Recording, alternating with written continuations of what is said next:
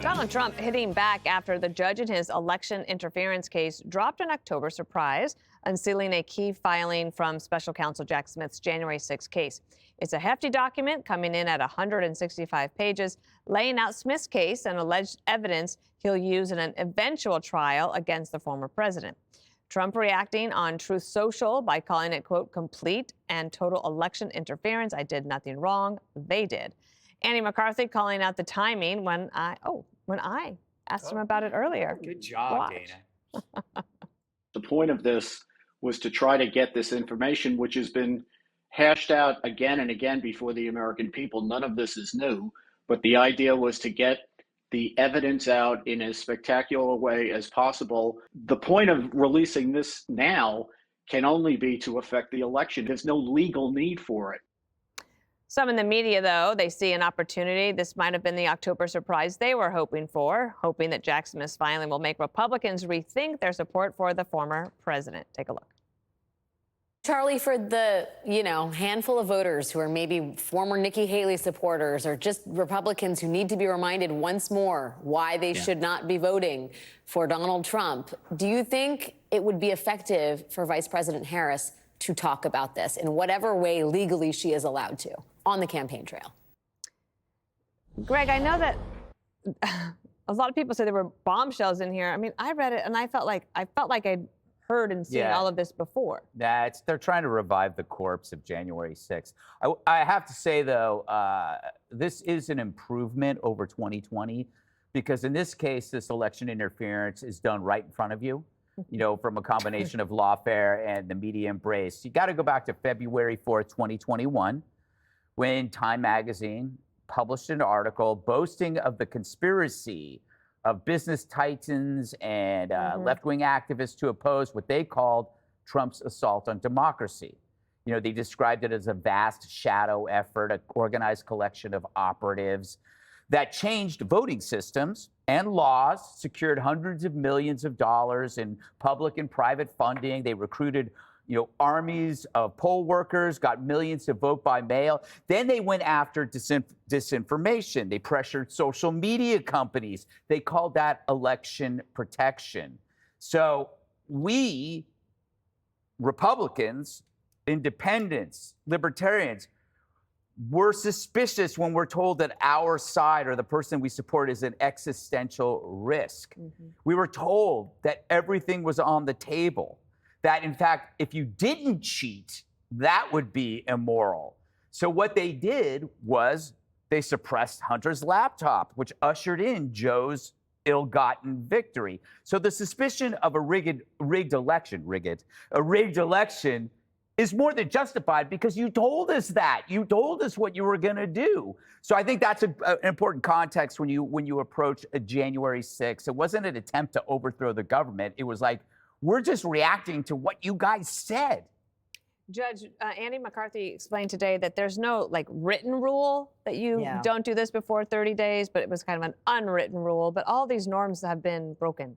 Yeah, well, there's no question that the Department of Justice has had regulations over the years that say whenever there is an election on a state or national level, you do not release, number one, an investigation, an indictment, anything that may impact the election. And I always thought that it was 90 days. And but it's clear here that what the judge did, Judge Chutkan, with her briefing and her motions calendar, she made it so that Jack Smith would be able to submit his papers on this date.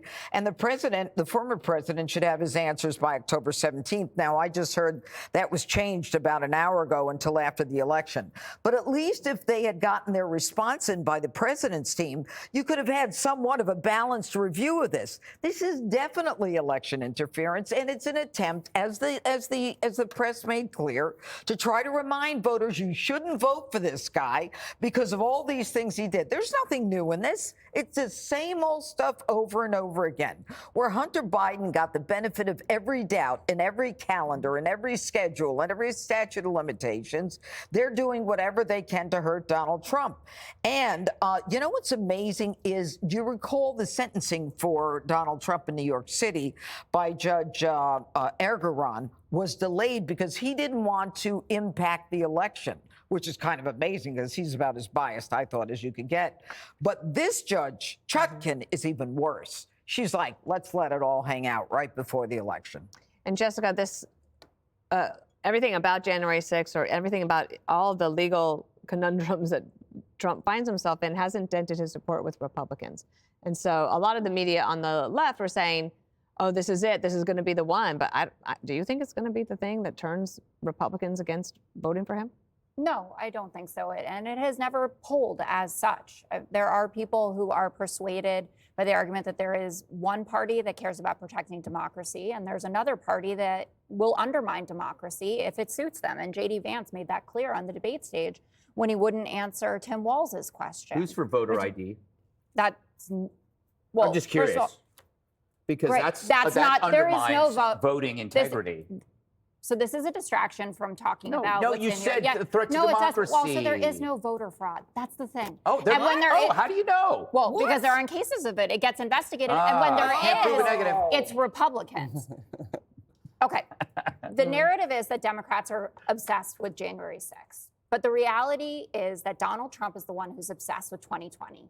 Even today, he was on stage in Michigan saying, I won, and I won by an even bigger margin than 2016. Maybe he should be quiet about it, but he can't stop himself, which puts it into the national discourse. There is new information in this filing, 165 pages. There has to be something new. We know for sure now that Donald Trump knew he lost, even though Jesse says he didn't know. And we know because he told his kids on Marine One, it doesn't matter if you won or lost, you have to fight like hell. We knew he didn't care if Mike Pence lived or died. Now we know that he said, so what? And that there were 71 threats against Mike Pence.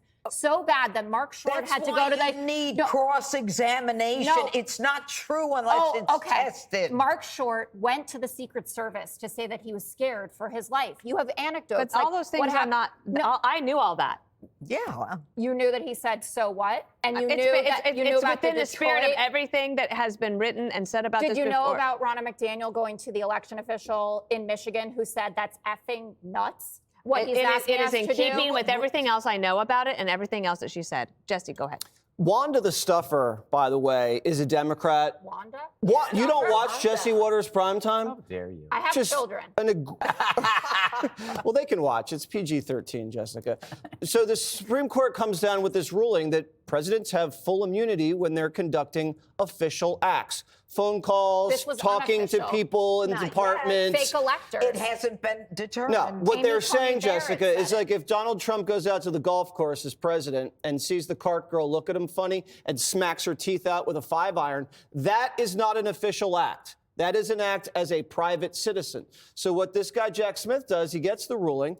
He basically takes out every time it says President Trump, he crosses it off, and then he writes Private Citizen Trump, and he leaves the whole thing the same. So he's saying that from the election until January 6th, he wasn't President Trump. He was Private Citizen Trump. And how does he prove that? Well, I read this motion, and he says, this is why, Jessica.